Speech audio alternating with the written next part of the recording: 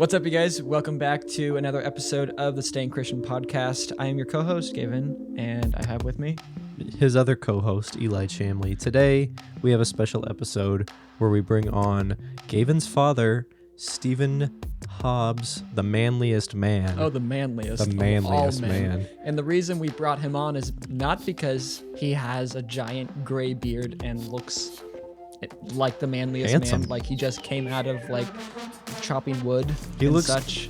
Let me tell you what he looked like. He looks like when Superman busts in that oil rig and whatever, and like saves Like all those people inside. Like the smoldering chest hairs and stuff. Yeah. Definitely doesn't look like that. Anyways, we had a listener contact us about talking about masculinity and toxic masculinity. So we thought, hey, we're really qualified. We should definitely talk about this. And so we brought, a man we look up to on, and thought we'd talk about it a little bit. Talk about it in light of God and about Christianity and about who we think men are and how to be a good one, I suppose. And my dad shares a lot of super cool stories, so you should definitely listen to this podcast. Sorry, it's a little bit long. And just make some popcorn and just make some popcorn and sit down and take a chill pill, listen to this good old podcast, you guys. Yeah. It's gonna be a good one, I'm telling you. Alrighty, let's go. All right, so today on the podcast we have with us my father, Stephen Hobbs. Mr. Dad. Yep, and I don't know how to introduce you except say you're my dad. You have a giant beard that has gray in it, so it's basically glorious. Little giant. It's legendary. Anyways, this is my dad. You've been a Christian since you were, I'm just trying to give a backstory for you somehow. Well, I grew up Christian and, in church. I grew up in the church. Right. Yeah. So you grew up in the church. Been around Christianity my whole life. Right, but you didn't really, there's that, you had sort of a commitment when you were younger, but then you kind of went wayward when you were in your teens, and then you came back. I'm just trying to give them a brief synopsis. Who is this Stefano Hobbs that is speaking? Well, like I said, I grew up in the church. We started in the Baptist church, and my story's a lot like David's, actually. My dad was leader of the music and all that kind of thing. But anyways, so yeah, I remember getting baptized there as a young boy. My grandfather, who was the pastor on the other side of Florida, drove over and baptized me. And then there was another time in my teens where I kind of recommitted my life, got baptized again. And then later on in my teen years, sure, there's this your struggles in life, and you get into trouble and stuff. And at the end of that, what ended that trouble was me going, man, I need to be living for God. There's people who would love to be in the position I'm in, to be able to follow God and with other people who want to go after God with their whole hearts. And so I'm like, I'm not going to fool around anymore. That's what I want to do. So that was kind of my turning back from getting into trouble, so that's how brief it is right there. And then I pursued your mom. Yep. Got married. We got pregnant right away, and you came early. You were so excited to be here. So That's right. Wanted to join the family as soon as possible. That's right. You guys 5 can have weeks fun early. without me. Yeah. That's right. So you guys lived in Florida? Yeah. Okay.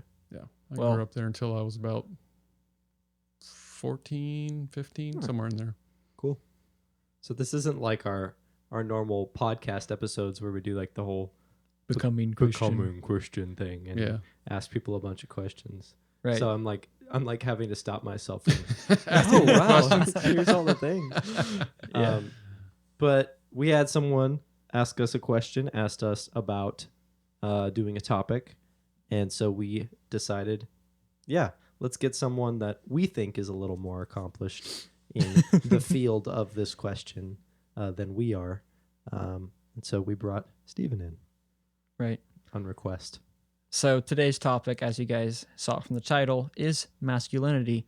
And specifically, we had someone ask about toxic masculinity and us to speak on that kind of briefly. And the reason we have my dad here is because number one, Eli and I clearly can't grow a beard, and number two, I just shaved it off. Listen, I just shaved it. I know you would like to think you can, but like neither of us really Okay, can. Mr. Peach like Fuzz. check that and then look at us. Yeah, okay, I'll take the peach fuzz comment. Anyways, yeah, he has a bigger beard than us, so that automatically makes him more masculine than us. Totally. Yeah. It totally has nothing to do with the fact that he leads a family very well and we look up to him. No, not that at all. Mm-mm. So, anyways, kind of to start this off and kind of give us some more context with masculinity, I did some Google searches because you know me. Did you go deeper than the first page? I did go deeper than the first. Actually, I didn't go deeper than the first page. I just typed in something different. So I was like, okay, what is the definition of masculinity? The definition of masculinity is qualities or attributes regarded as characteristics of men, which makes sense. Okay, so what is masculine? I was like, having qualities or appearance traditionally associated with men. So it's all just basically pertaining to men, characteristics pertaining to men. That's kind of what I gathered, right? And then toxic is of, pertaining to, affected with, or caused by a toxin or poison, causing unpleasant feelings, harmful or malicious. So usually when they in the media, when they refer to toxic masculinity, I feel like they usually are referring to the second definition, which is causing unpleasant feelings, harmful or malicious. So anyways, masculinity, I feel like initially you talk about that. That's a giant subject. Sure. So, and I feel like everyone kind of has a different definition of what they think a man is and what those characteristics are. And so to kind of like bring things down a little bit more is this is a Staying Christian podcast. So what I kind of want to narrow this down to is we as Christians are asking, what is God set out? What is a biblical masculine features? What is masculinity? What does Jesus set out? What did he give an example of that's masculine? So because like if you're out in the world, then you're obviously going to have different ideas on what you think a man should be. If you're just living by your own moral code, then you can pretty much dictate what you think a man should do or be like. You know what I mean? Well, one of those things for that is just going to say something you consider to be toxic could be like a regular masculine trait that's good, but to you, based on what you think about how a man should act, could feel oppressive to you. Right. So anyways, that's kind of where I want to kind of narrow things down. What does the Bible have to say about this? Yeah. That is masculine. What did Jesus live out when he was here on earth? And what did God originally intend us to be in the beginning when he created man? And then I think we have to take all of that and figure out how to apply it. Right. Don't touch the cord. Touch your mic. You figure out how to apply it here for us today. Right. Yeah. With your listeners. Yeah, exactly. Which is why you're here. Yeah, so great. Maybe that's what a man does. Maybe he brings all that in for our listeners. I'll help apply something. I can't guarantee it'll apply. I'll tell you how I apply it, but that's all I can do. Yeah. Right. So I'm going to kind of start us off, if you guys don't mind, with kind of some things I found on the web that some Christians were saying, which I thought was good. So anyways, I was reading this one article, and in one of them, this is what the guy was saying, and this is quote, "For example, here in the South, being a man often means driving a big truck, liking sports, and killing a wild animal from time to time." So you have this common idea of this is what a man's man, and I don't know that I want to say, oh, this is all bad, because like those are fun. Those are things that men do, commonly. You don't often see a girl doing that. It's just more commonly a man doing that, as far as statistics go. Not to say that women can't do that. I'm not saying anything against the feminists in that sense at all. Right. I don't want to mistake that at all. But anyways, they were talking about, okay, what are the things that men do and what's biblical? And they brought up this verse right here. And it says, "The Lord God took the man and put him in the Garden of Eden to work it and keep it." And that's Genesis 2:15. And what they were pointing out in this is it says, he put him in there to work it, and then the word to keep it. And they said keep it is actually Hebrew. The word they actually used was a Hebrew word or something, or Latin word that actually meant to protect, to guard from anything that would get in the way. So those are kind of two topics that I kind of wanted to touch on real quick, which is to work and then to protect, which from my experience in life, being a child under you, both those things you have done, and both those things I see commonly throughout the Bible and throughout Christians' lives that I look up to. So I don't know if either of you guys have anything to say on that, as far as like, what does it mean to work as a man? And then additionally, what does it mean to guard, to protect? Like actually in context, what does this mean as a man? Well, I think kind of want to go right back to the comment about toxic masculinity. I think what you just kind of brought up are two things that are opposite of the toxicity that they're referring to. This masculinity that is toxic is the opposite of what you just laid out, because if you're working hard and protecting everyone around you, you're not going to be a toxic person. You're going to be a person that people want to be around. And so right there, I mean, biblical or not, you're somebody that people can trust, people that want to be around you. You're a giver, you're not a taker. You're providing probably not only for just your family, but people around you. And so, yeah, I don't want to get so far into even the ideas of what we're going to call masculine that we forget that somebody wants to, and I wish it would have been more specific. Talk about toxic masculinity. Okay, we're talking about it. Right. Is there something in there you need? Because it is there, and it's abusive.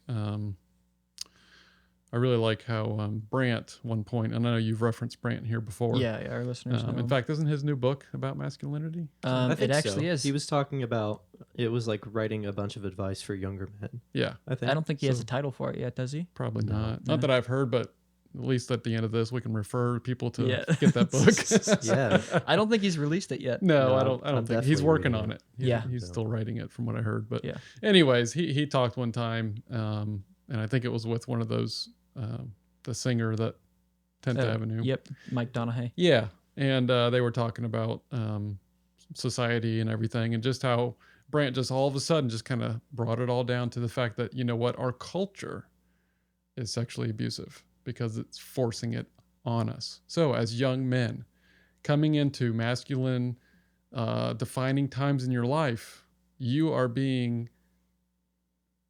taught that abuse is correct. Well, you're being abused yourself. Yeah.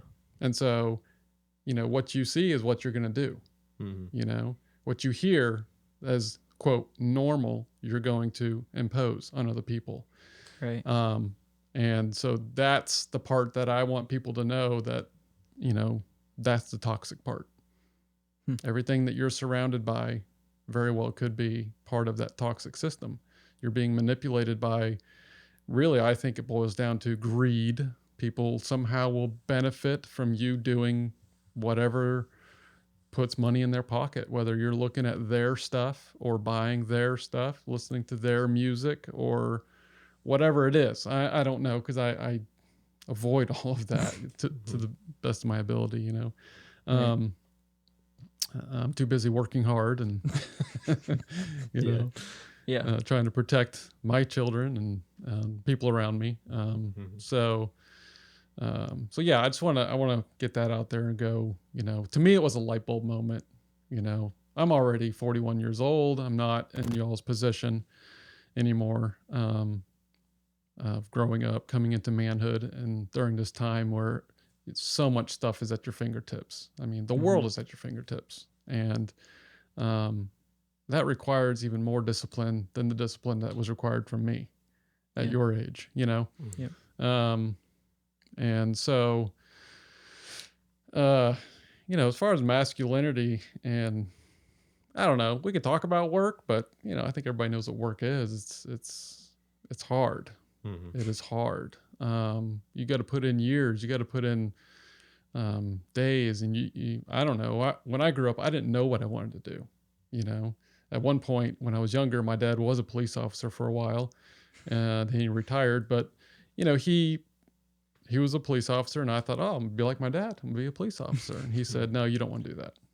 I was like, well, why not? He's like, it's just too much garbage. The effect it has on you is you don't want to do that. Too high a cost. Yeah, exactly. Yep. And so that was way back in the 1900s when I was a little kid. That's one way to put it. Yep. That's how my kids are. Like, what? That's what I always said. 1900s. Yeah. So somehow this 2000 that's the end of the 1900s to kids. So anyways, yeah. So back in the 1900s, Technically, I was born in the 1900s. Oh, You're good. old. Good for you. You're ancient. And so I didn't know what to do after that. I was like, go to school and be like, what do you want to be? And I'm like, I don't know anymore. I lost that drive to be like my dad. And then he got into plumbing, and I carried his toolbox for him. And we're getting up on roofs and snaking drains, and we're pulling toilets and digging up septic tanks and all that, and crawling under houses. Weren't you the mole, right? Well, I mean, I was go get this, go get that, cut this, cut that. You were the water monkey or the powder monkey, I guess. Yeah, and so that was the beginning of learn how to work. But in the end, for me personally, I just kept going after what was in front of me, and that's how I ended up where I am. And it just felt like all along the way, God was in my life because I was looking to Him, and He was training me. Every job was a training. Mm-hmm. Sweeping was a training. Doing dishes was a training. So I remember going into working at Papa John's because during the recession, I needed another job. And started delivering pizzas over in Collierville. And, when it was slow, drivers had to work. And I was a driver. And so you had to fold boxes, which I really did not like. Some people love the mindlessness of it, but I don't like mindless work. And so I just didn't care for that. I'd rather do something productive. And stacking boxes is productive. But so I would just do dishes because there's dirty dishes there. And I'd been washing dishes for years, Right. And so I just start doing dishes. And not only do I do the dishes, but I do them well, because I'm like, if I was going to eat here, I would want these dishes to be clean, right? Real clean. That's the way I treated it. Like I was going to feed my family out of this restaurant. And that ended up getting me kind of in with the lead driver. And then he started asking for me whenever he got to pick his late night driver. And he'd always ask for me if I was on shift, which means everybody else goes home or gets to go home. Some people wanted to be home, and I got to stay late, which means usually you get a few calls late at night. You don't just get to take one order with you or two at the most. You might have three. That just means, one trip, 3 stops, 3 tips. More money, Right. So it was great, and of course you're there last and you're mopping the whole place and all that, but I didn't mind. It was nice. It was more laid back, and but anyways, hard work paid off, in that situation. I was able to take care of my family, so, but I remember you working hard and working late nights, like super late. I remember there was a story. Well, I don't know if it's applicable in this case, but Mom needed grocery money one night. Like we were super tight on money. Like I remember we were like always poor as a kid. Like I got a little toy car with a little trailer one time for Christmas. That was all I got. I think you've mentioned it on the podcast before, actually. Yeah. So Mom called you and was like, hey, I need this much for groceries, right? Yep. And I remember then that. you were like, okay, well, I'll see what I can do. And then when you got home, you had just gotten a tip for that exact amount, right? Well, It was like- what it was is Mom called, we talked.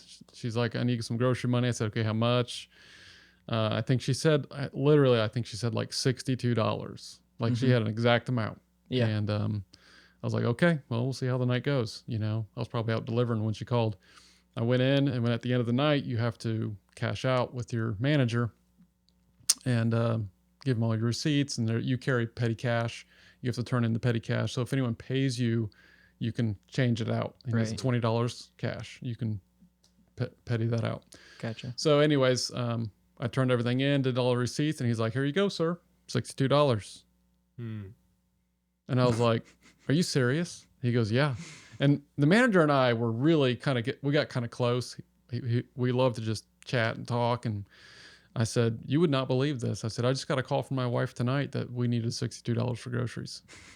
He was like, really? I said, yeah. I said, I appreciate that. Thanks. And I left, you know, but it was just an opportunity to just kind of drop in there, you know, Yeah. God's hand in your life, you know, without overly, Yeah. you know, I never like went after him and been like, hey, do you know God? Or, you know, I just was like, I need to let my life show my belief. But Yeah. we got along great. But anyways, it was a neat story. He's like, here's $62. And I was like, whoa. Yeah. Awesome. Pretty cool. That's cool. Yeah. I was thinking about, when you were talking about all that, I was thinking about like work ethic and stuff. And I've been in a few jobs, and people have been like, oh, your work ethic's good. And I've always chalked it up to, oh, I had to work a lot, you know, so I kind of learned how.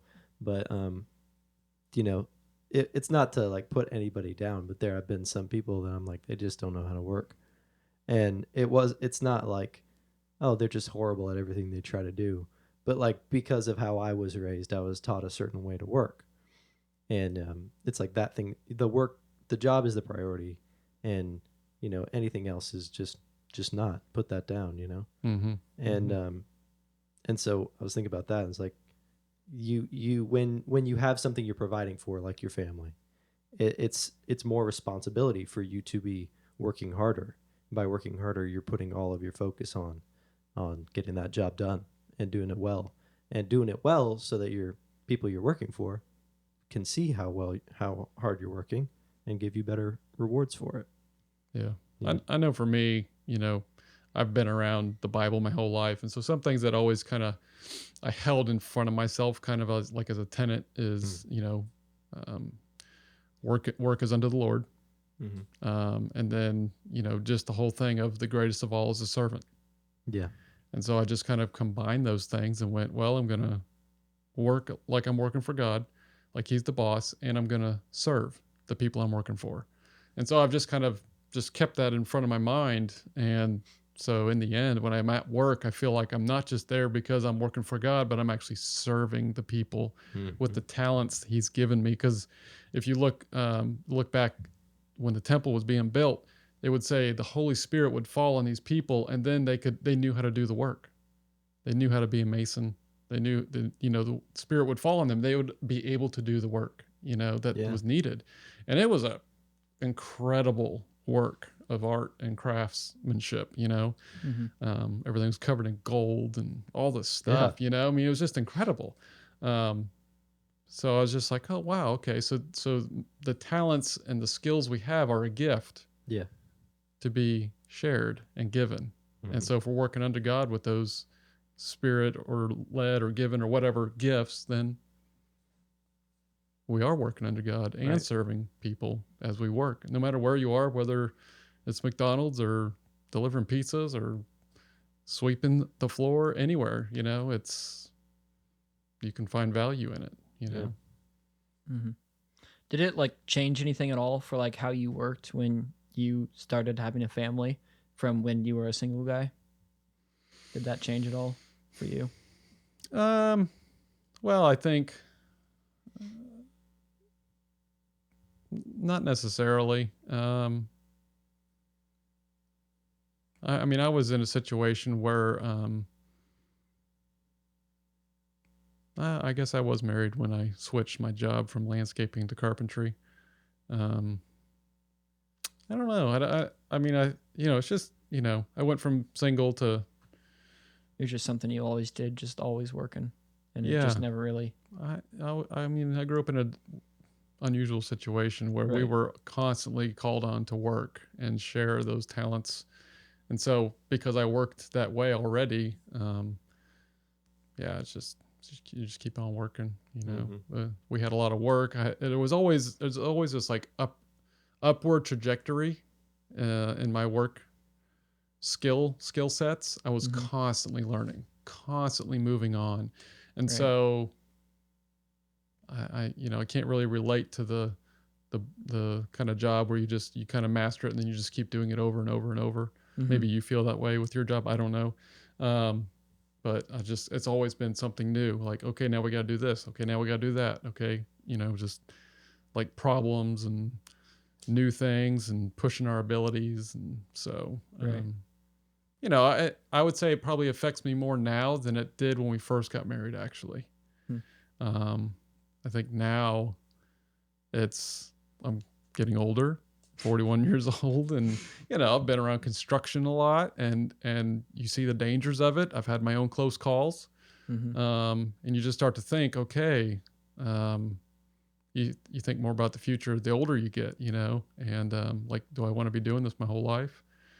I don't really have anything set aside for retirement at this point. My life has always been for just my family, I feel like I've kind of done the thing that where I'm willing to take a cut in my career, job, or whatever to be with the family. Yeah. I've always been willing to take less to have more here because I just saw the value in it a long time ago, when I started to see, oh, my kids don't know me. Yeah. What was it? When I was like 13 or so, you were fired from your job, right? And then instead in California? Yeah, out in California. Quote, fired. Oh, I was fired. Yeah. And then you, instead of taking this other job with this other dude, which you could have, which was James Purdy or something.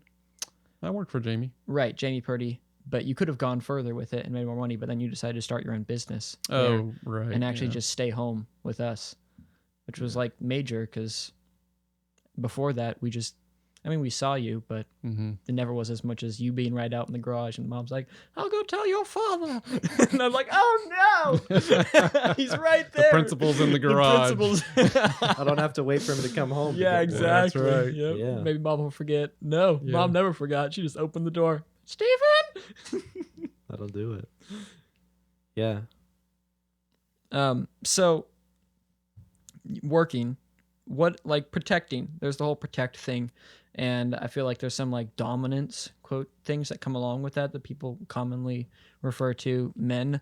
But like growing up, you always protected us, but it was never in a weird domineering way at all. You just were always there. And whenever we needed you, you were there. I don't know. Like, what would you say to the whole protection thing for a man? How would you define that? I don't know. Well, I think my idea of protecting has changed because, obviously the protection changes as your children get older. And I think I've learned more from that than anything. And, when you were younger, we were super protective. Like, yeah. There was even a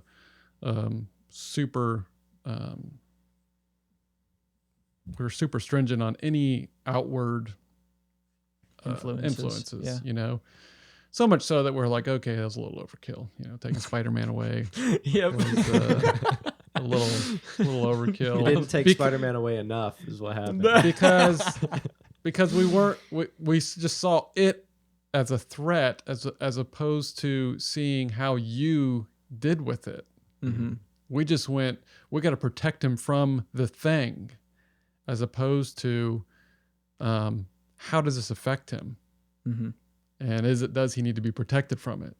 Yeah. Because there's so many things you need to protect people from that if you just take it all away, then you're in danger of just making them want it all the more. Yeah.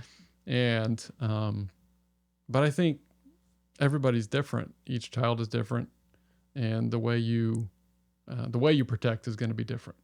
And I know you've seen that, the way we dealt with you, the way we've dealt with Autumn. Mm-hmm. It's two different styles, totally. Yeah, some of it's from learning from you, but it's also just going, okay, we got to choose our battles, and we got to make sure that we don't lose her, Yeah. lose the heart of the child. Yep. So then there comes the point where not only am I trying to protect her from the outward influence, I'm trying to protect her from cutting me off, you know, which would be even worse. Yeah. Than, you know, her being influenced. Yeah. You know, just I've learned a lot more, you know. Yeah, I remember when I was wanting coffee, and you guys said no coffee till what, like 18 or something? Maybe it was 16. No, it was 18 or something. Mom was like, no coffee, it'll stunt your growth. And I was like, well, look at Dad. He was drinking it at like 6 years old. He's like a towering 6'3" or something. I think I was 15 or 16, actually. Yeah, exactly. I guess you had already pretty much hit your height by then. Oh, yeah. I was already... You're already pretty much close to the current height, right? Oh, yeah. Yeah, anyways. And then I was telling my friends, my buddies, I was like, yeah, when I turn 18, boy, howdy, that's all I'm going to drink, man. I'm not going to drink anything else. I am just going to go out and party it up with that coffee, man. And then Mom got caught wind of my party plans, and then she was like, what is this? Is this true? And I said, heck yes, it is. And she was like, okay, well, this is not good. Because like you said, it was so much so that I was like, well, so long, you guys. I'm just going to go and do what I want. And then you guys ended up letting me get it at 16. And then after that, I was just totally chill. I didn't even really want it that much after that. What was funny to me is after I got it, I was like, coffee's good. I like it. But like, I don't have half the want I used to. Neat. Right.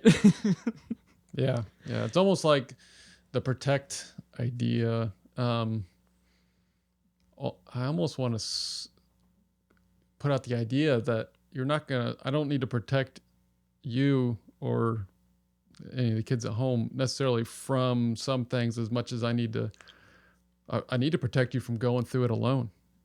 You know what I'm saying? I need to protect you from going through it in a position where it's easier to hide with it, because that's always what really hurts people the most is you end up isolated. Yeah. You know, and let's just say that hypothetically you had to wait to 18 and then you became a coffee addict, you know, and you're saying that like he isn't already. And, well, even worse than he is, you know, and it's something that, you know, you couldn't control, and then you started to hide it because you couldn't control it. Even your friends were like, Gavin, you're getting way out of hand. Yeah, this is overboard, man. Yep. You know, coffee at 11 at night. What is wrong with you? No wonder why you can't sleep. Anyways, you know what I'm saying? Yeah. So it's that whole idea of protecting can easily just get way overboard, you know? So. Yeah, that's kind of like the sheltered thing. When someone says someone's sheltered, they're like, oh, they don't know about this stuff because their parents wouldn't let them. And when those things inherently, the knowledge of them isn't going to make the child go sour or anything like that. It's just, it's the indulgence of it that, you know, but since they weren't allowed to understand it or be around it at all, they didn't get a good enough grasp to know that it was the indulgence that was dangerous. Yeah, exactly. Yeah, I mean, I know different people are totally different in how they're raised, and like different things work for different people, as you guys found out raising kids. But I remember you guys, when you guys gave me a taste of something and kind of guided me through it, it was totally different. And then I was just like, I don't want this. No, you guys were there, and this wasn't even that great as much as society made it out to be. Exactly. You know? Society makes all the stuff out to be this amazing thing. And then you guys are like, okay, here's a little bit of it. And I'm just like, meh. Good. That right there is a really good point, because that is something that, you know, you find out even as an adult, you know, and you go into all the, you're allowed to do whatever you want now. Yeah. You're free. You can do buy it all. 4 birthday cakes tonight. Eat all of them. That's right. You can buy, you can buy that, eat that whole half-gallon ice cream. I bought it, you know. I mean, my wife hated sending me to the grocery store because, man, I'm like, all the stuff I wanted as a kid. Oh, yeah, look at this. You know, I was probably hungry too. It didn't help. But I'm like, you know, I'd spend double, forget the budget. Yeah. I can get 7 bags of Reese's peanut butter cup. You can do nothing to stop me. Yeah, she quit sending me. So, Yeah. but that's really a good point, because you end up finding out, oh, this stuff isn't even what they said it was. Yeah. And that's the way it is with a lot of this toxic masculinity stuff. It's not what they say it is either. Mm-hmm. The ramifications of some of that stuff is horrible, and you have to live with it.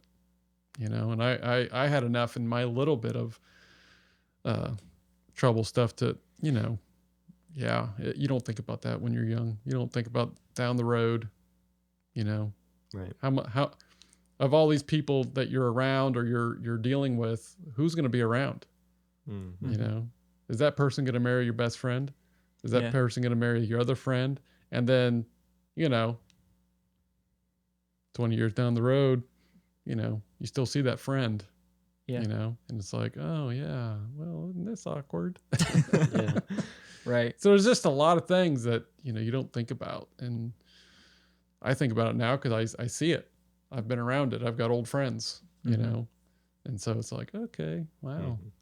Had to have some hard conversations. That's masculinity, having hard conversations. Yeah. Working through stuff with people, that's the hard part.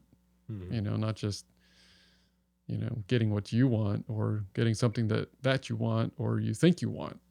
Because, I think that's the masculinity that we're kind of referring to, that just makes you think you're entitled to things, or you should, or you Mhm. you need to, or you really want to, because Yeah. we're telling you it's awesome. Mm-hmm. And, Mhm. I would just encourage people to think that stuff through. Like, what is the end result of indulging in something like whatever it is? Yeah. What is the end result? Who's it going to hurt? And if you're really a protector, then you need to be protecting the other people involved. Mhm. Not You just know. your little Right. your little group. Absolutely. Right. Not just your little group. Right. Really try to treat people the way that you would want them to treat, not only you, but, if you're if it's masculine, we're generally talking about there's going to be a feminine side to the receiving end of this masculinity. Boys will Mhm. be boys, yeah. Well, what if that was your sister? Mhm. We're almost like trained, or I would say we're almost like brainwashed in this culture to not think about the fact that if you're on the other side of the side that you are, then it doesn't matter what happens. So when Mhm. the good guy walks in and shoots all the bad guys, nobody thinks about the fact that they all had families. Yeah. Nobody cares. Oh yeah, he got him. Well, in real life, Mhm. those are all guys doing a job maybe, and they have families, but Yep. they deaden us to all that stuff. So they're deadening you to the ramifications of what we do as individuals. Yeah.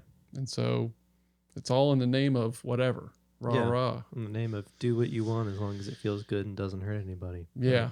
You but- never know when it's actually hurting someone. Yeah, exactly. You don't. And I think it's important for healthy masculinity would be to have those conversations. Yeah. And to go, guys, we need to think of this stuff. Think about it. What if that's your sister? Mm-hmm. What if that's your mom? Because Yeah. I remember being in grade school. Man, if you ever want to get somebody to be upset with you, just crack a mom joke. Yeah.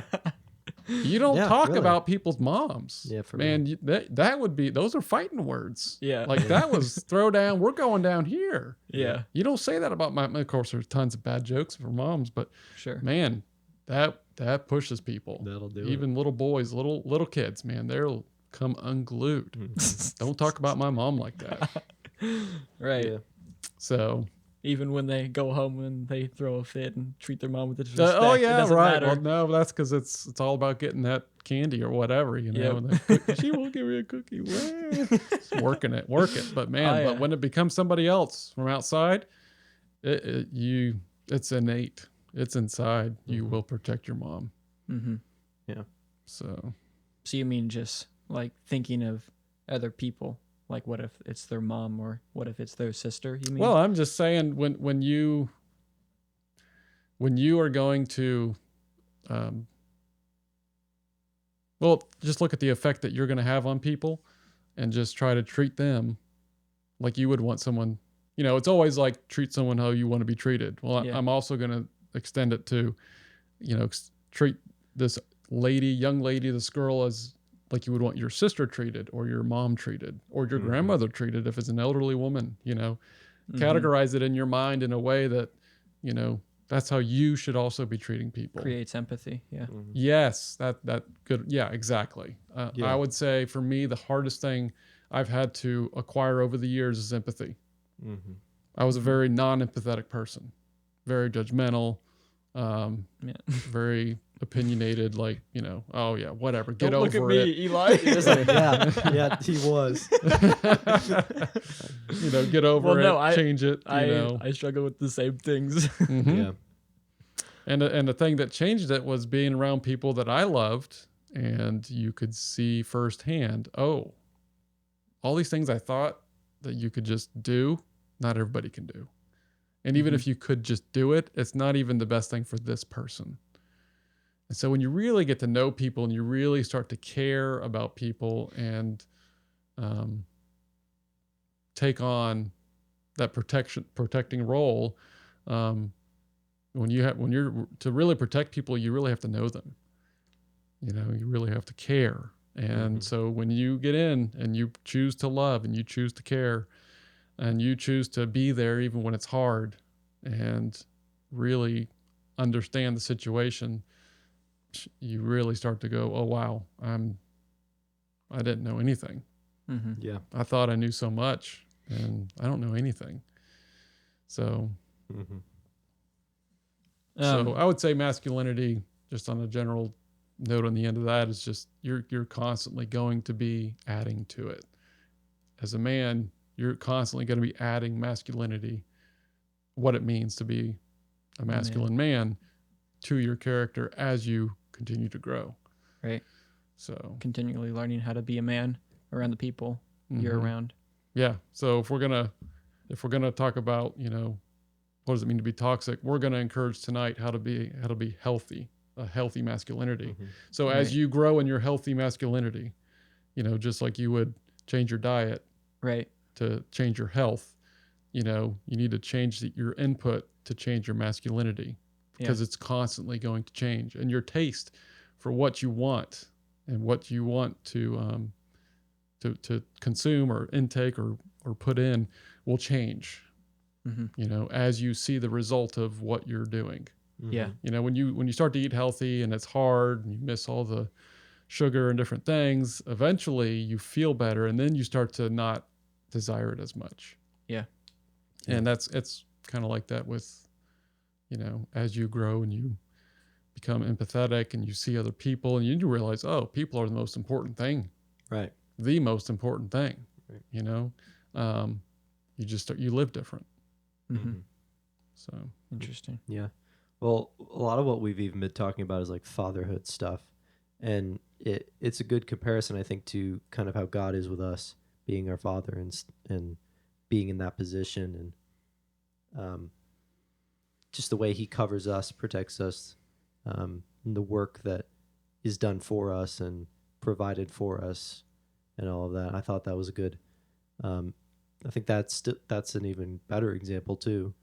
What I was going to say was, go ahead. Okay, well, Say just to something. tack onto this, since you just lost your train of thought, how you were saying that protecting sometimes didn't necessarily mean stopping certain influences from coming in, but rather going through us with them.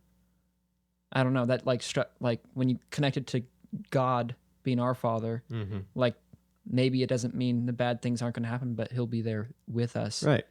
I don't know. That just totally connected. And I was like, oh my gosh, that's like people are always like, why do bad things happen to good people? Blah, blah, blah. That whole train of thought. Not that I want to necessarily get into that, but I mean, God's there with you, you can't stop going through it. Yeah, you can't stop your kid from going through hard stuff. but you'll always be there with them. Yeah. I don't know. You can't protect every That's a little bit of a rabbit trail there. Right. It Off of is. masculinity. It is, yeah. But- But it's true. Stuff's going to happen. And I don't know that. All I know for me is I wish, because I grew up in the church, so Sunday school kid, VBS, all that. You kind of get this Sunday school version of Jesus in your mind, and everybody talks about the good stuff. Everybody's, and we need to be encouraged and stuff. But I do wish there was a little more preparation for the fact that stuff's gonna happen. Yeah. And I know it's been talked a lot in recent time, just how little we have in this culture to talk about suffering, because there's so many people suffering, and I think I've always struggled with, the idea of what do you say to people who are really struggling? What, how do you reckon with that? And I've got a buddy who's been on the streets of India and has tried to call on God to heal people, laid hands on them, had faith, and God didn't show up, and he's like, what do you do with that? What do you do with the fact that God doesn't always show up? You do the things he says to do. He didn't show up. He didn't do anything, And I think a lot of it is just that we think we know him so well. And I had this thought last Christmas, kind of doing the Christmas thing, and we're watching some show on TV, and it's some kids, and they're getting into mysteries, and Naomi was watching these a whole lot. She really liked them. Oh, and, yeah, I think I remember those. Yeah. So we're watching these shows, and I was like, oh, that's kind of cool. So I kind of wanted. So I'm thinking, okay, she's into mysteries. So what about the mystery of this Messiah coming? And there's going to be a star. There's going to be an angel. It's going to be all this stuff, leading up to the Messiah being born. And I'm like, I'm going to use that kind of angle to kind of introduce her to this idea. This is what Christmas is about. And so I got into it a little bit, and I just kind of Googled something like, how many prophecies were there about Jesus? And I'm pretty sure, I can't remember right now, but there was over 30 of them at least. So there's over 30. And I just kind of referenced all of them. And they had a list. It was nice. I printed it out, I think. And it was real well done. Somebody done all the work for me. It was nice. Right. And so they had all the scriptures and what they were about. And so everything was laid out. I mean, totally laid out. Where he was going to be born and how he was going to die. I mean, all this stuff. Yeah. It was so clear. And we still crucified him. Yeah. And I just thought, you know what? I bet if he came back and did it again, we'd miss him again. Yeah.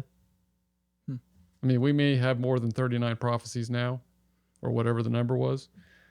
And we got the Bible. Oh, we think we've got the beginning to end, But I'm convinced that we would still miss him.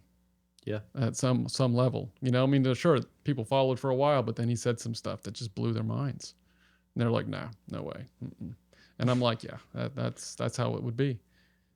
I mean, it would be stupid for me to think that I wouldn't stumble with something he wanted to do. Right. I mean, just the idea of him,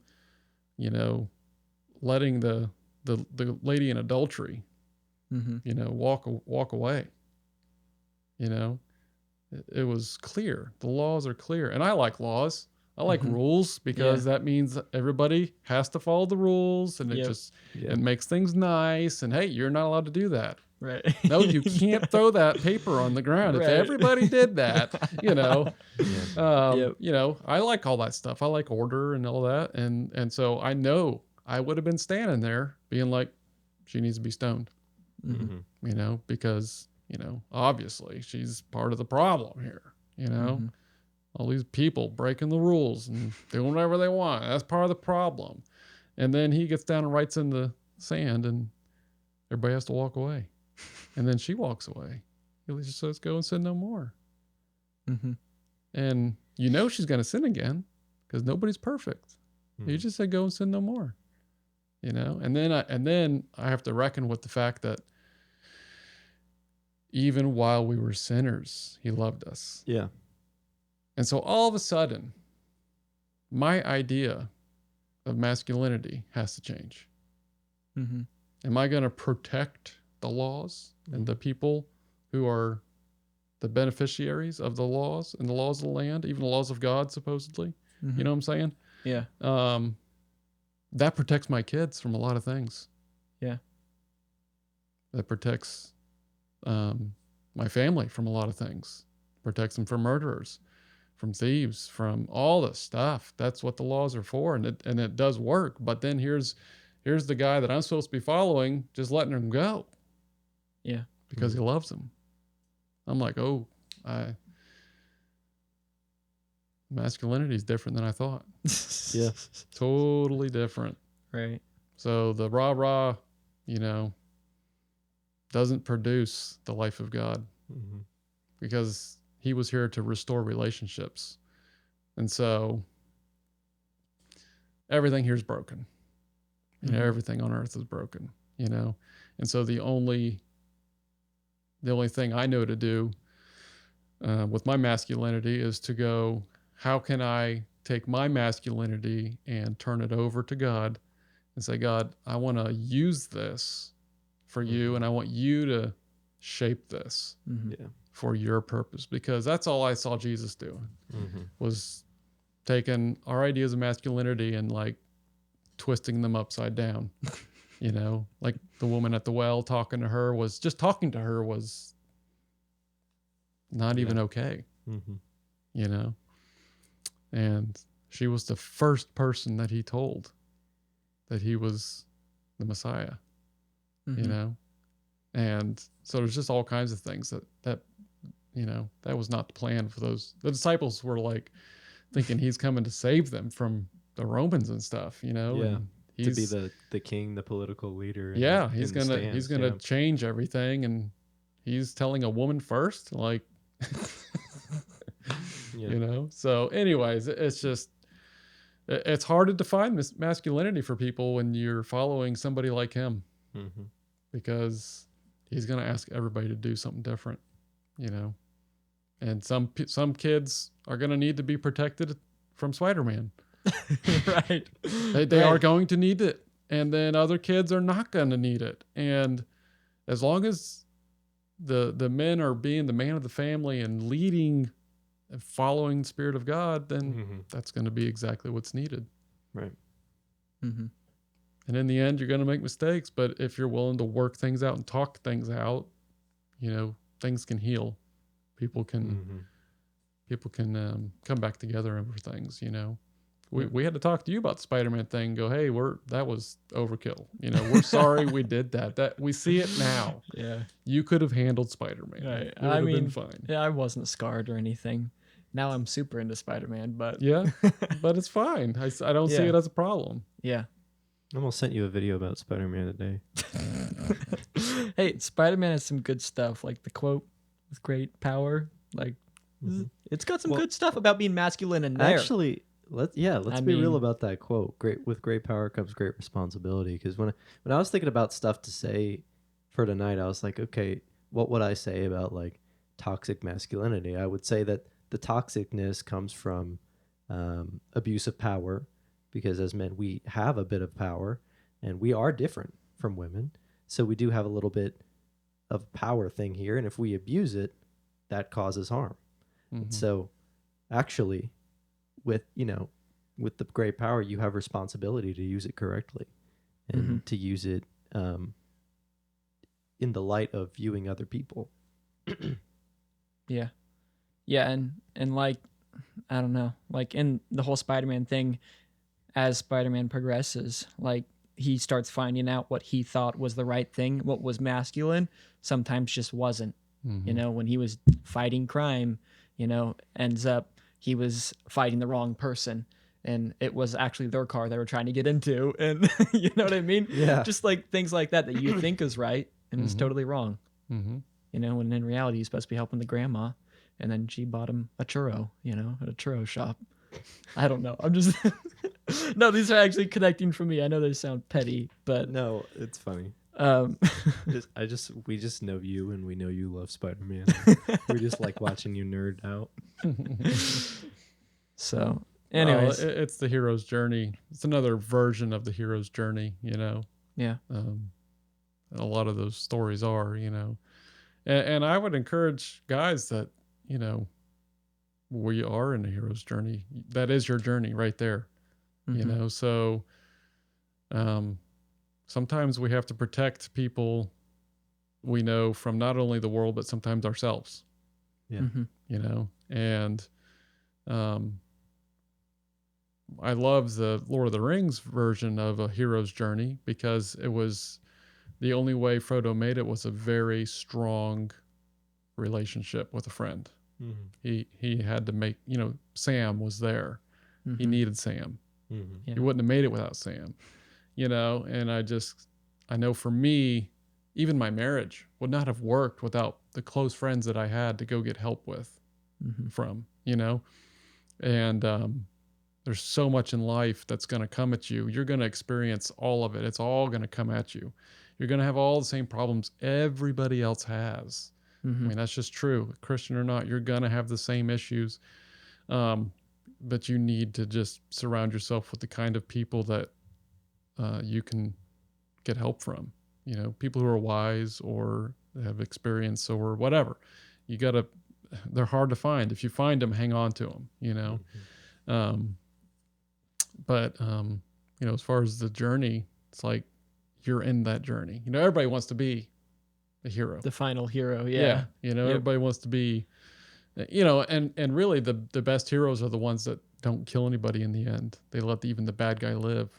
Yeah. You know, it's like he's right there. It's in the end. He could have killed him, and I think some of that's even in Spider-Man, at least the Spider-Verse thing or whatever. Yeah. Yeah. In the You know, Spider-Verse. yeah, I don't remember how that went, but anyways, I just know there's sometimes where you get to the end, and you're like, oh wait, he's not gonna get the revenge you thought he was after, Right. because he sees the other person, Yep. just as a person who could change.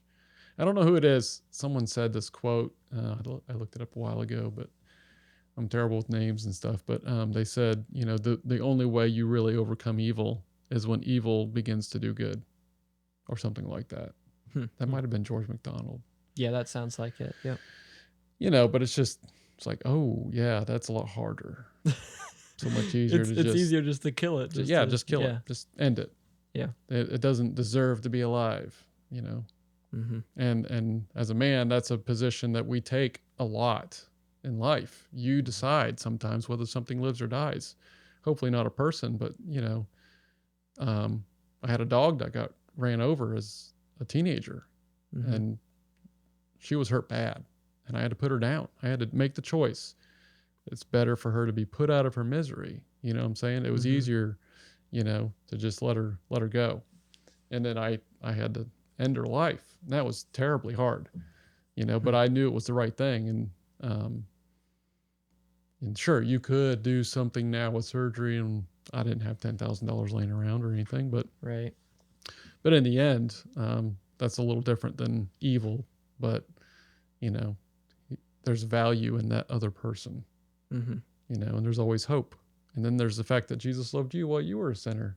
And that's a sinner, Yeah. you know. And so it's just it's for me. Those are the kind of things that I just have to wrestle with. That reckoning Yeah. of, man,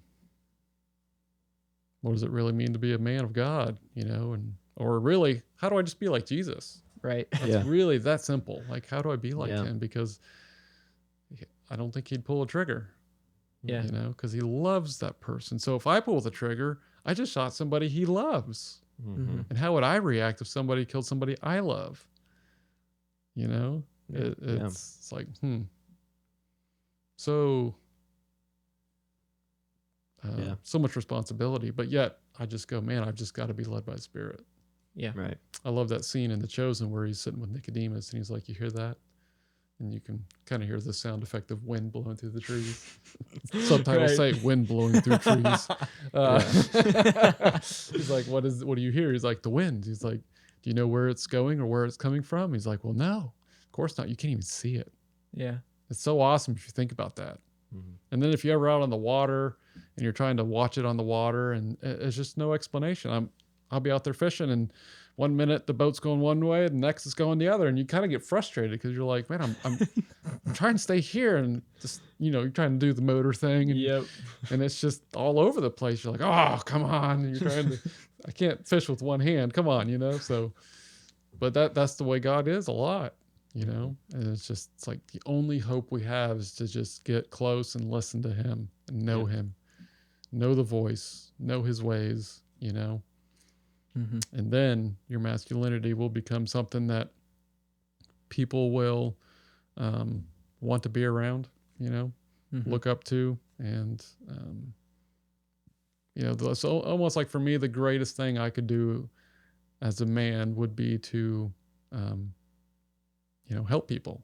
Mhm. It's like, that's it. It's like, I know your masculinity is going to be different than mine in some aspects, but if I can be a part of you gaining more of that, then man, that's awesome. Yeah. I know guys who are just totally different than me. Like I'm very skilled with my hands, and I know other guys who are just like, I don't even know how you do that. Like it just blows my mind to even think how that would even work, and I'm just like, that's so simple. Yeah. But then I just realized they're just a different person, Mhm. totally different, but they're a masculine man, Yeah. Yeah. but they don't have a hammer. Yeah. Mhm. And I'm just like, but this is like one of my favorite people I love hanging out with. And if I ever want to get some encouragement or a word from God or somebody to pray with me or listen to me because I'm having a hard time, this is the person I would pick. Mm-hmm.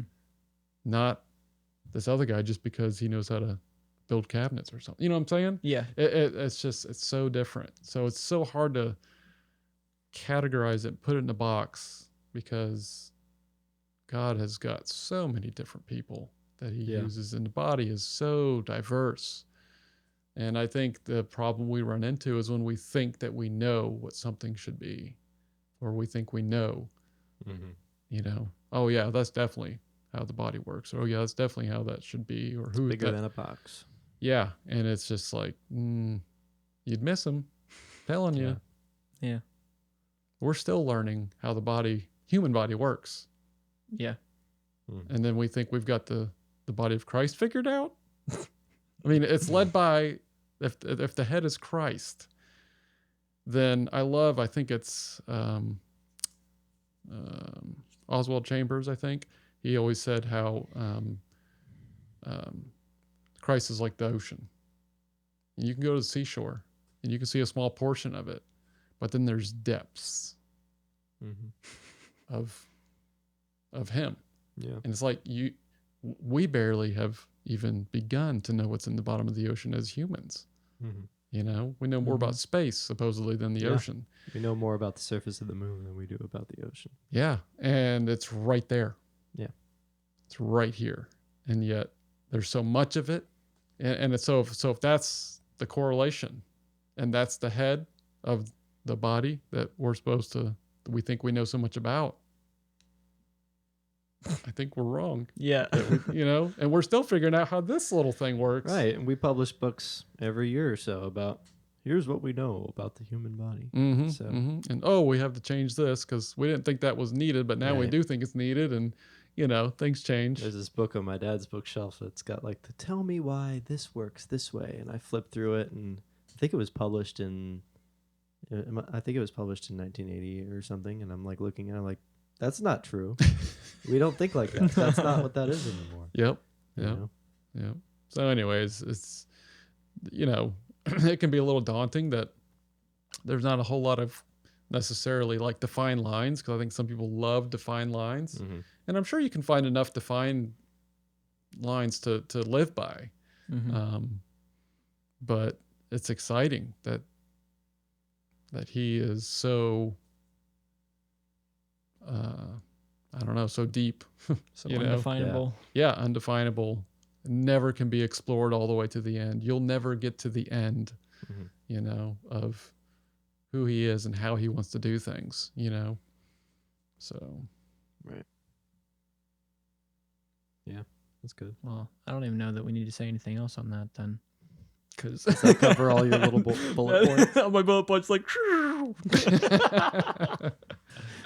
Well, gone. yeah, I feel like you kind of just hit the nail on the head, like you said. Because, Yeah, that's good. well, I don't know that we need to say anything else. That's masculinity, you guys. Well, And That's- Brant's writing a book about it. Yeah. That'll be good. And that'll be Yeah, really well. good. Because, like you said, Brant's not your typical, quote, masculine guy. Like, Ah, you're right. You're yeah, absolutely right. He's not. yeah. Like he works out and he's a buff dude. Like, Yep. he's amazing. I look up to him as a masculine man, though. Mm-hmm. Mhm. But he hardly, like, he got a truck and he barely knew how to even put straps on the truck and stuff, you know? Right. Like, he's like, something's going on with the engine. I don't know what it is, you know? Right. Yeah, exactly. Yeah. He's, And typically you'd be like, oh, that's not a man. He don't know how to take care of his truck. right. Mhm. But Well, he wouldn't fit in the South. Yeah.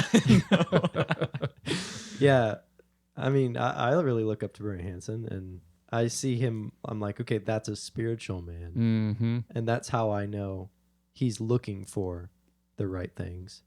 You know, he doesn't have to be masculine to be righteous.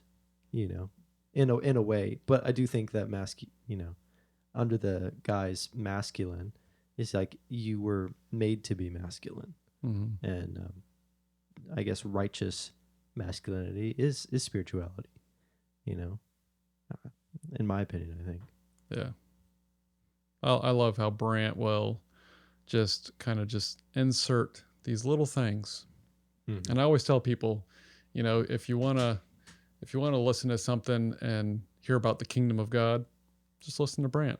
But I will warn you, it's a little weird to get used to. And, you know, I know him personally, so all the quirks I can appreciate, you know, Yeah. because I know him.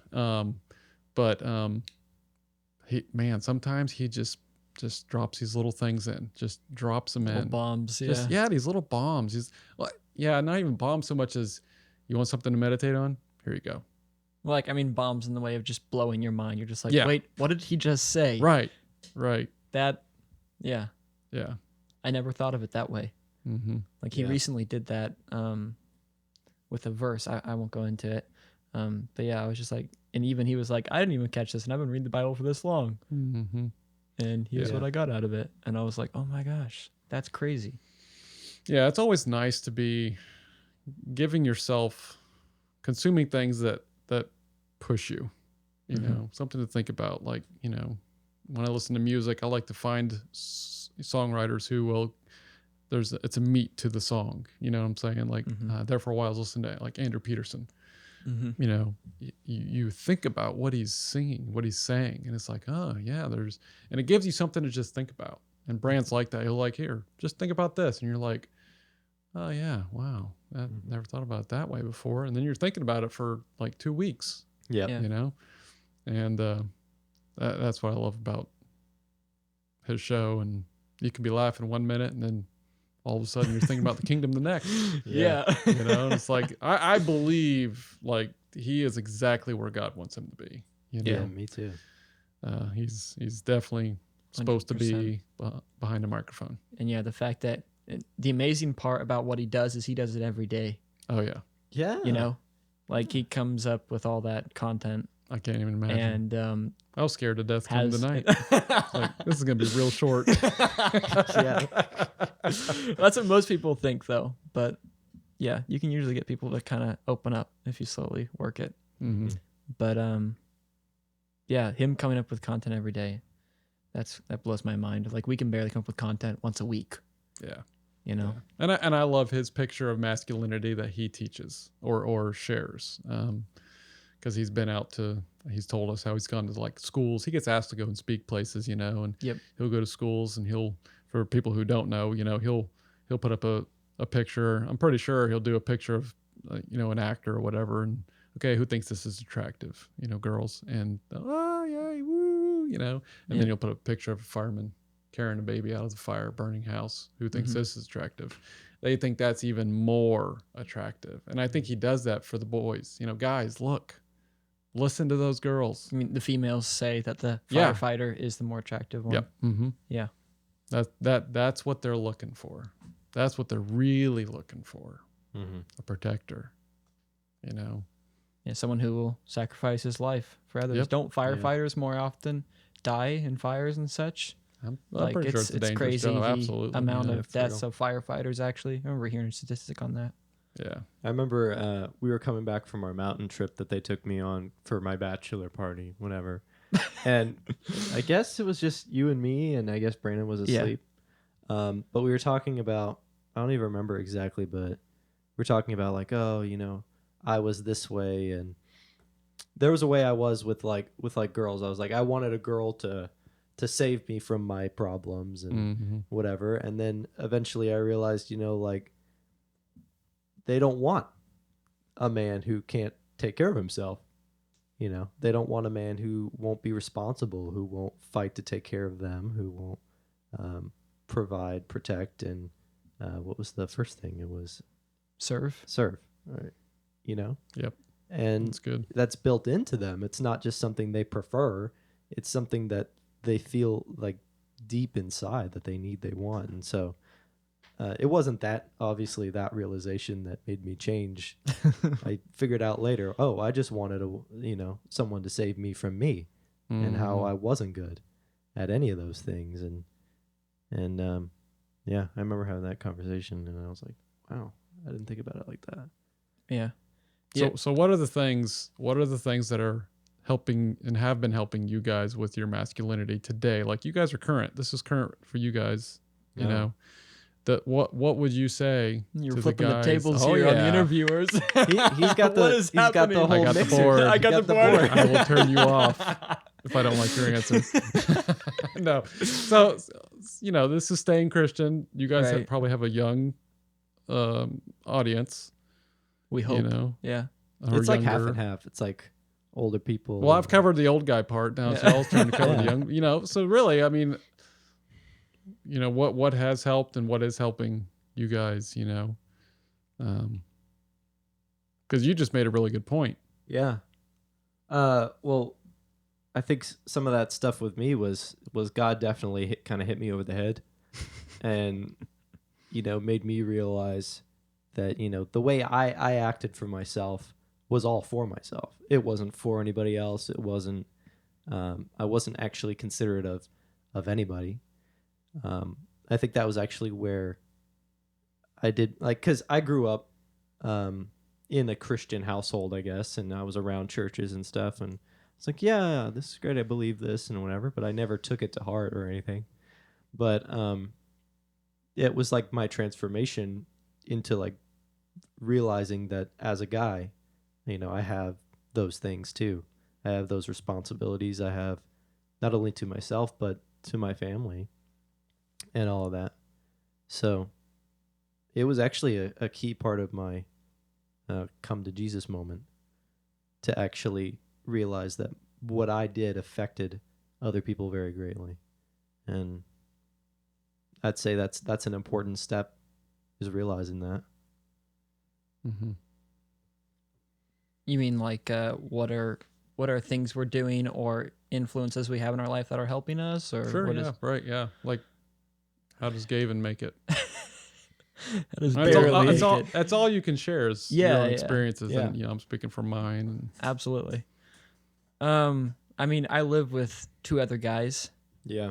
One of them isn't a Christian, you know, professing Christian, but he's one that's like, we should do Christian meetings together, you know. This is Jaron.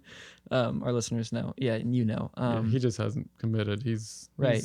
He knows it's a commitment, and so Yep. he wants to make sure he means it when he does it, Yeah, exactly. which is an honorable thing. So I think for me, like being around those guys and like me by myself, I don't know that I could do it. I really don't think I could do it. Mm-hmm. Like if you guys hadn't have been the parents you were, I would have been a terrible kid. I would have been the worst. I would have been a bully. I would have been not empathetic. I guarantee You'd have this. been like me. Wow.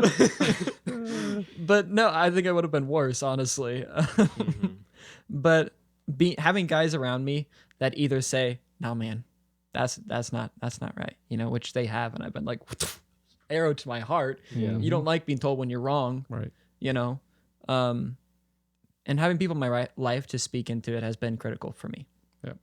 You know, whether that was you when I lived in my parents' house with you, or whether that was the guys. Yeah. Yeah. You know, and that's even in a case of I come home, I'm in a bad mood, you know, and pull out my buddy. He's funny. He's amazing. He's an amazing dude, but he can always also be kind of persistent and get on my nerves, you know, sometimes. So he'll come and he'll be like, "Hey man, what's up?" And I'm just like, "I am in such a bad mood, you know. I just don't want to talk to you guys." And he's like, "Hey man, you know, like you're in a bad mood. What's up?" Yeah. And like, and then at the end of the night, if I'm still in that bad of a mood, they're just like, "Dude, what's up? You need to pop out of this. What's going on?" You know, and having someone there to do that for me, you know, I can't take credit for that. Yeah. Yeah. You know, I mean, for me, it's being around them, being very honest, brutally honest to where it hurts. Yeah. And not about like saying to them stuff, but saying stuff about yourself. Yeah. And confessing to things, confessing to one another. Very hard. Mm-hmm. And yeah, that's what helps me is being around other guys and being honest with each other. Mm-hmm. So how would you say confessing helps you? Like, I think confessing helps me in the sense of just you don't get in a rut of eventually convincing yourself that it's right and okay. well, that's good. You know, it doesn't, because eventually if you keep doing something, in order for you to continue doing it and not perform mental damage, you're going to justify it. Oh yeah. You know, you have to For sure. justify it if you keep on doing it. Otherwise, you continue doing something wrong, you know? Mm-hmm. And if you have guys around you that's continually saying, "Hey, this is wrong. We need to struggle. There's a reason this is a struggle. Don't make this not a struggle," Mm-hmm. you know? Yeah. And don't let the devil win this fight. Mm-hmm. This is a fight we're fighting. Yeah. You know, 10th Avenue North has a album called The Struggle. I love that album. It's like one of my favorite albums they ever put out. It's You know? a very good one. And there's even a song in there called Worn, and we always sing that. I'm tired, I'm worn. Either from work or from just fighting the fight. Yeah. You know? And yeah, I don't know, because not to say that we're doing great and all, but we talk to each other and we're like, no, we got to find a new way to fight this battle, you know? Whether it's lust or anything else, sexual desires, any of that. Mm-hmm. We got to fight that. And the only way you're going to do it is with other guys. At least that's been my experience. Yeah. Mm-hmm. So, like recently, we've been like, guys, we got to try to find something new because what we're doing isn't working. You know, we got to do more than just confessing to each other. We need to start getting into the word together. That's been our recent thing. Mm-hmm. Like, we're actually going to be like, all right, we need to, I don't know, maybe it's praise God together, get together, because God does want us to do this. And we literally feel fed spiritually when we do that. Or we actually failed recently on Sunday. We were going to get up in the early and pop open the word and try to do the Bible study. We didn't wake up at all. Like, we slept in so hard till noon. But we're like, okay, we're going to try again this next Sunday. You know? Why does it have to be in the morning? That's a good question. That day I was going in somewhere in the afternoon. Oh, okay. But we wanted to be able to just get up in the morning, drink coffee together, you know. It's been the tradition. It's always the been our morning. tradition. I know. Because Hey, it's always failed too. Maybe it's that darn tradition.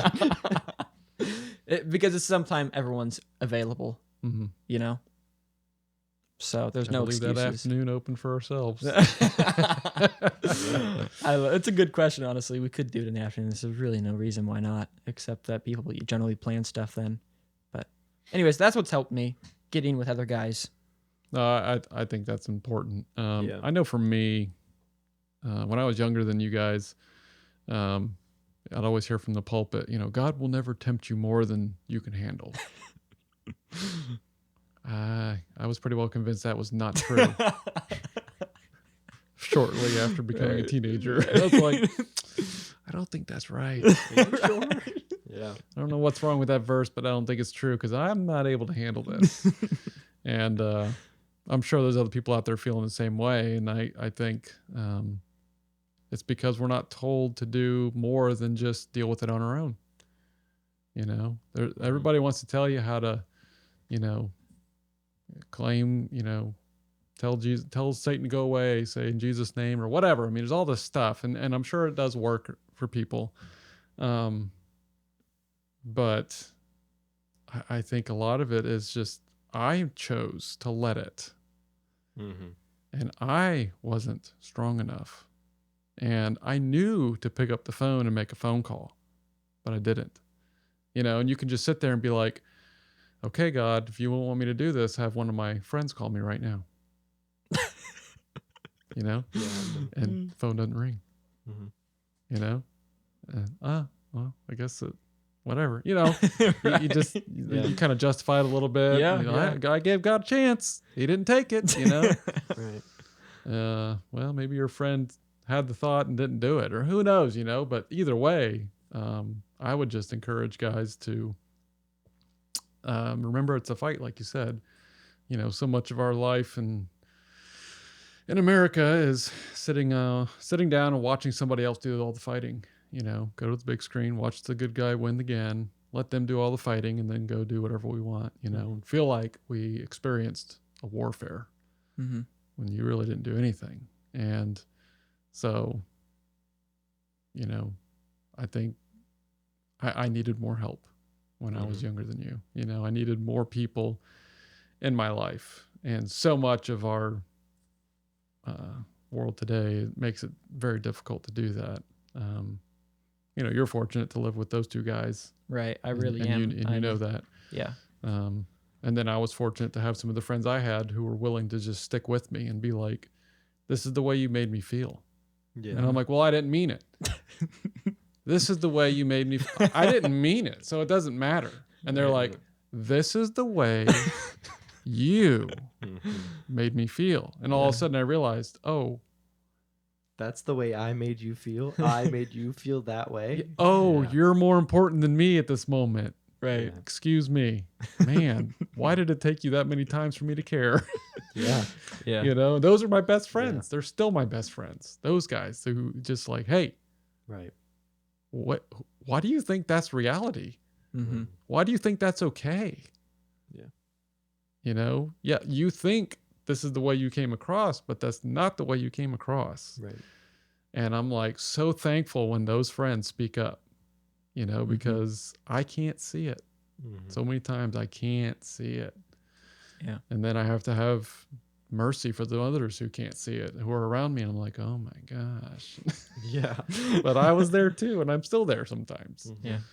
So, yeah, I would just encourage people to go after it, get the help, because like so much of, it's just that alone thing. I was so alone, and that alone thing, to survive, you have to tell yourself, oh yeah, this is normal. Yep. There's no hope. I can't talk to them. If I tell them, they'll know. Right. I mean, that's Yeah. What do they think about me? That's what you used to tell me when I was younger and going into teenagehood. You were like, the whole goal of the devil is to isolate you and to get you to think that you are alone. Yep. When the way you have to counteract that is talking to people, you know, and because in the end, you're not alone. Yep. You are not alone at all. There is a lot of people struggling with that or whatever, you know. And if you can actually get to the point of seeing yourself and seeing how bad you are, really, you know, I mean, Jesus leveled the playing field real quick. I mean, you know, it's so easy to hold up the law and be like, you know, she needs to be stoned. And then Jesus comes in and goes, if you even think it, you have done it. Right. Yeah. Oh boy. Right. that changed everything. Yeah. So when you actually finally can grapple with the fact that you need help because you are having problems, you have problems. We were born with sin. Jesus knows. He dealt with it while he was here. He's felt it. He dealt with it. He won because of who he is, but still he knows. Yeah. You know, and that's where empathy starts. Yeah. Empathy begins when you can actually look at yourself for who you are, Mhm. and then find out what you need to change. And you'll realize that you're the answer for someone else. Mm-hmm. But the only way you can do that is by getting the help you need, so that you can also be the help someone else. You know what I'm saying? Right. Mhm. I can't sit here and tell you that having those best friends is the best thing in the world Yeah. unless I've experienced it. I can Mhm. say that because I've seen it, I've handled it, I've Yeah. touched it, I've tasted it. Yeah. And it's the answer, you know? Yeah. So I want to share that with people. And that's why I want to bring that up. It's because I want people to realize the value in that, you know, because otherwise you're going to need all the grace from God you can get, you know? Yeah. But there's so much of it that I don't feel like we're prepared to have. How much it's on us too. I don't know how else to say that, except that sometimes I feel like, you know, we expect this, you know, candy machine dispensary, gumball machine dispensary of God to just give us all blessings. Mm-hmm. And when it gets hard, we're like, what happened? Or like when I was a teenager, like, why am I tempted beyond what I can handle? And God's like, because you got to do something about this, you know? Mm-hmm. I've told you what to do, Mhm. you know? And just praying isn't always enough. Yeah. For whatever reason, you know? For the same reason that bad things happen to good people. We don't know. But so, okay, bad things happen. Now what? Well, we got to figure out what's next. So Yeah. so you're falling in sin. You're not making it. Now what? Are you just going to put up with it? You're just going Yeah. to sit there? You know, you're just going to continue to wander around in the swamps of despair or whatever, you know what I'm saying? Like if you need to bring it back to the, you know, Pilgrim's Progress style hero's journey, then do that, you Yeah. know, give yourself a kick in the pants, whatever you need to do, Mhm. you know, to realize that, hey, this is for real. Yeah. You know, this is not going on the movie screen, but it's for real. Mm-hmm. And you'll be telling these stories for the rest of your life. Yeah. So, Mhm. Well, we've been talking a long time. yep. Yeah. I figured it was going to be a lot shorter than this. Yeah, I thought so too. But then we just totally launched onto a whole nother Totally. topic. Well, it's the same, but Well, it's from your different, perspective. different branch. Yeah. Yeah. Yeah. It's Anyways, I don't know how to end this except that's masculinity, you guys. Well, buy Brand's as- book when it comes out. Yeah, buy Brand's book. well, Gavin can't put masculinity in a box. Remember? Oh snap! Has nothing to do with the beard. Yeah. Well, good. Exactly. 'Cause There's it's hope gone. for us. Thank you for coming on and talking with us. Yeah, thank Yeah. you very much. Congratulations, Eli, and Thanks. newly married. I Yeah. really liked your vows. I thought they were very masculine. That's what I heard. People said to me. They said I was very well, even though I'm not very good at it right now. You Apparently. articulated it very well. very good at articulating what I have to say. But apparently, I have to rehearse first. So Yeah, well, they were really good and very masculine, you know. So, and then happy birthday to Gavin. oh yeah, that's right. Great. I don't like the That's attention. right. I do not like Happy the birthday, attention. brother. Alrighty. That's Yeah. how we end the podcast tonight. Yeah. Thanks, guys, for watching this episode of the Staying Christian podcast. Or Again, listening. Or listening. You Gosh. always forget that. I'm sorry. Okay. Yeah. Hope you enjoyed it. We're sorry again that it was super long. We just Sorry, not sorry. We It's just a good talk. one. So, yeah. If you guys didn't like it, go somewhere else. we were saying to Steven after he was about to leave, we were like, well, I guess people either love us or they hate us. So, you know, if you're the hate us crowd, then why are you still here? But if Accept you do direct hate hate us, you mail. can send us emails at stayingchristian or stayingchristian@gmail.com. But you can follow us on Instagram at Staying Christian, Yeah. and we leave updates there. And you can see videos of me awkwardly talking about stuff when we record. So it's pretty entertaining. It's pretty funny to laugh at him Yeah. and his weird little face. So, Anyways, thank you guys for listening. If you enjoyed this podcast, we don't often do this, but you can rate us on Google Podcasts probably and Apple Podcasts. yeah. Apparently it like helps. I don't know. So if you feel like it, I guess it's smart to be a podcaster and remind people about that. So we're putting that out there. Yeah. Stay real, you lot. Stay Christian, guys. Bye. Bye. Is this what we're doing now? It's like this. Oh. Yeah. Okay.